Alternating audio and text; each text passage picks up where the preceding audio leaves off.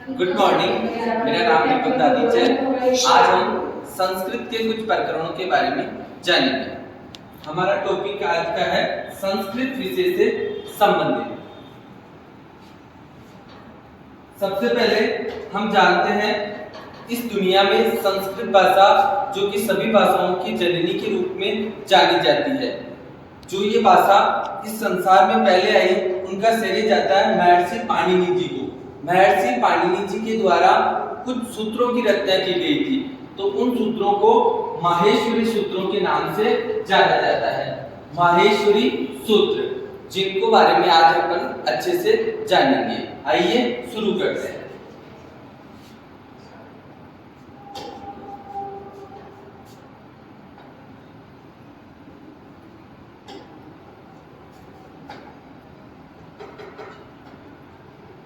जैसा कि हम हिंदी में जानते हैं स्वर और व्यंजन के बारे में, इन्हें हम कहते हैं स्वर। ए, आ, ई, बड़ाई, ऋषि, ऋषि बड़ा, लृ, उ, बड़ा, ए, बड़ाई, ओ, औ। इस प्रकार ये स्वर होते हैं। इसके बाद में व्यंजन, जो कि इस प्रकार है। ये सारे व्यंजन, ये स्वर, इन्हें कहते हैं अंतःस्तर वर्ण। अंतःस्तर वर्ण और श श श श, जिन्हें हम कहते हैं ऊष्म वर्ण। ऊष्म वर्ण।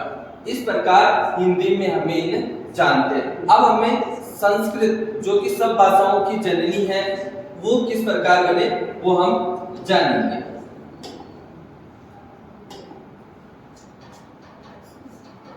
सबसे पहले ये माहेश्वरी सूत्र हैं, जिनकी उत्पत्ति माना जाता है कि सबसे पहले हुई। इसकी इस प्रकार है, आपको दिख रहे होंगे। सबसे पहले ए, ई, ऊ, न, रिंगलरक, ए, ई, ऊ, न, रिंगलरक, ए ओड, ए ओच, है यमरट, रण, यमन गणनम, जबज, गडदस, जब गडदस, खप छट त चटतव, कपय, सससर और हल। इस प्रकार ये 14 माहेश्वरी सूत्र हैं। हम देखेंगे सबसे पहले 1 से लेकर 4 सूत्र। पहला वाला वर्ण ए और सबसे अंतिम वाला वर्ण है च, तो ये अच। अच संधि जो हम पढ़ते हैं, जिसे स्वर संधि कहते हैं, ये सारे स्वर होते हैं। ए, ई, उ, ऋषि, लृ, ए, ओ, ए, ओ। इस प्रकार ये संपूर्ण स्वर हुए। इसके बाद में नेक्स्ट होता है 5वें अक्षर से है, जो और अंतिम अक्षर होता है ल। अंतिम अक्षर यहाँ पर रह गया 14 सूत्र, ये तो अंतिम अक्षर ल। इस प्रकार ये सारे मिलकर के हल संधि जो हम पढ़ते हैं, व्यंजन वर्ण जिसे बोलते हैं, ये हो गए। इनमें आपको विस्तार से बताना चाहूंगा मैं कि ये सब वर्ण के पंचम वर्ण है। क्या ख ग का पंचम, च छ ज झ, संपूर्ण पंचम वर्ण इसके अंदर आते हैं। इसके अंदर तृतीय और चतुर्वर्ण आते हैं, तीसरा वर्ण और चौथा वर्ण आता है। इसी तरीके से प्रत्येक वर्ण का तीसरा वर्ण इसके अंदर आता है। उसी प्रकार प्रथम और द्वितीय, इनमें पहला और दूसरा वर्ण आ जाता है। कैसे कबूतर, कैसे संपूर्ण जो व्यंजन है इसका, ये सारे स्वर आ गए, ये सारे व्यंजन आ गए। इस प्रकार जो सबसे पहले भाषा आई थी संस्कृत भाषा, इस प्रकार आज हम जितने भी हिंदी संस्कृत में वर्ण पढ़ते हैं, सारे इसी से ही संबंधित हैं। अब आगे हम जानेंगे उच्चारण स्थान के बारे में। हर वर्ण बोलते हैं, उसका प्रत्येक का उच्चारण स्थान होता है। किस प्रकार उच्चारण होता है हम जानेंगे। सबसे पहले हम देखेंगे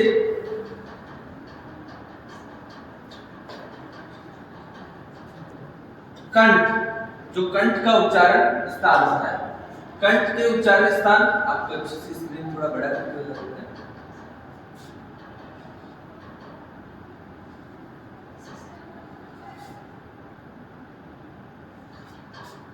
सबसे पहले आता है कंठ।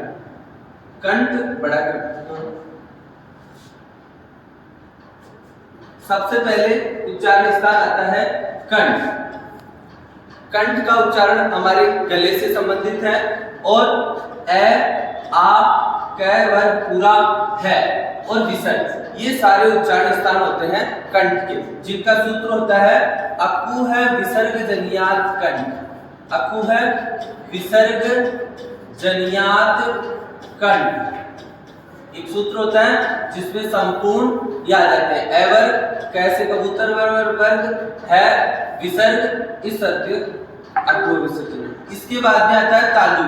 तालुए के उच्चारण स्थान वर्ण कौन से होते हैं? तो ई चैवर पूरा ये और स, जिसका सूत्र होता है ईचू यशानाम तालु। ये सारे उच्चारण स्थान होते हैं तालुए के। उसके बाद में आता है मृधा, तीसरे नंबर का उच्चारण स्थान, जिसका सूत्र है जिसमें वर्ण आते हैं ऋषि टैवर्ग पूरा रे श। इस प्रकार ऋतु रसानाम मृधा, ये सारे आते हैं मृधा के उच्चारण स्थान। इसके बाद में दांत, जिन वर्णों को उच्चारण होने में हमारे दांतों का इस्तेमाल होता है उन्हें हम दंत वर्ण कहते हैं, जिसमें आते हैं लुतु लसानाम दंता। इनके प्रत्येक के सूत्र होते हैं जो कि आपको बताए जाएंगे। उसके बाद में ओष्ठ, ओष्ठ यानी होठ, जिन वर्णों को बोलने में हमारे होठों का इस्तेमाल होता है उन्हें कहते हैं ओष्ठ वर्ण, इन्हें कहते हैं उपधानीय ओष्ठ। इसके बाद में नासिका वर्ण, जिन वर्णों को बोलने के अंदर नाक का इस्तेमाल होता है, हमारे नाक की जो यंत्र एक्टिव होते हैं उनको कहते हैं, ये सारे पंचम वर्ण हैं। इसके बाद में कंठ तालु ए देतो, ये दो वर्ण इस्तेमाल होते हैं। कंठ ओष्ठो वो दो तो, और लास्ट में दंत ओष्ठ, जिसमें दांत और होठ दोनों का इस्तेमाल होता हो वो वर्ग होता है वर। वर को बोलने में आप इस्तेमाल कीजिए होठ और दांत दोनों का इस्तेमाल होता है। इसलिए कंठोष्ठ तो हम सब जानेंगे कि ये उच्चारण स्थान कौन कौन से होते हैं। एक बार वापस देखेंगे, कंठ तालु मृधा दंत ओष्ठ नासिका कंठ तालु कंठोष्ठ दंतोष्ठ, इस प्रकार ये सारे उच्चारण स्थान होते हैं। आगे हम जानेंगे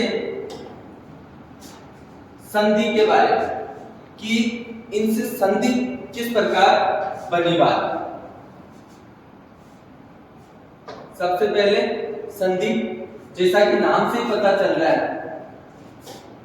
संधि, संधि का सामान्य भाषा में अर्थ होता है मेल अथवा जोड़, मेल अथवा जोड़। हम अक्सर सुनते हैं दो देशों में संधि हो गई यानी मेल हो गया।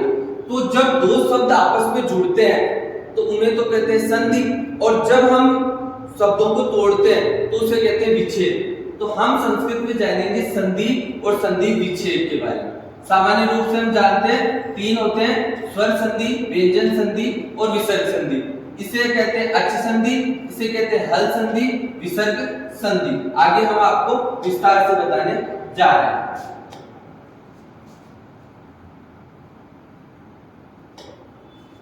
ये संधि की परिभाषा। सबसे पहले संधि की अर्थ और परिभाषा, दो या दो से ध्वनियां या वर्ण आदि के संयोग से होने वाला परिवर्तन संधि कहलाते हैं। दो स्वर अथवा व्यंजन जब आपस में जुड़ते हैं और जुड़ने के पश्चात उनमें अगर किसी भी प्रकार का परिवर्तन होता है तो उसे हम संधि कहते हैं। सुर इंद्र सुरेंद्र, विद्या धन आलय विद्यालय, इस प्रकार बनते हैं। स्वर संधि, व्यंजन संधि, विसर्ग संधि, तीन प्रकार की संधियां होती हैं। स्वर संधि के अंदर दो स्वर आपस में मिलते हैं, ए आ ई उ ऊ, ये जितने भी स्वर होते हैं 11 12 ये आपस में मिलते हैं। व्यंजन संधि में सारे व्यंजन आपस में मिलते हैं और परिवर्तन होता है व्यंजन संधि। और अगर विसर्ग के स्थान पर कोई परिवर्तन होता है तो उसे हम विसर्ग संधि कहते हैं। सामान्य रूप से कितने प्रकार के होते हैं वो हम जानेंगे। संधि के भेद, संधि के भेद, संधि स्वर संधि, व्यंजन संधि, विसर्ग संधि। स्वर संधि के दीर्घ, गुण, वृद्धि, यण, अयादि, पूर्वरूप, पररूप और प्राकृत भाव। इस प्रकार सुत्व, ष्टुत्व और जसत्व, इस प्रकार संधि के बारे में हम जाना। अगली वीडियो में हम इन्हीं के बारे में अच्छे से चर्चा करेंगे। धन्यवाद।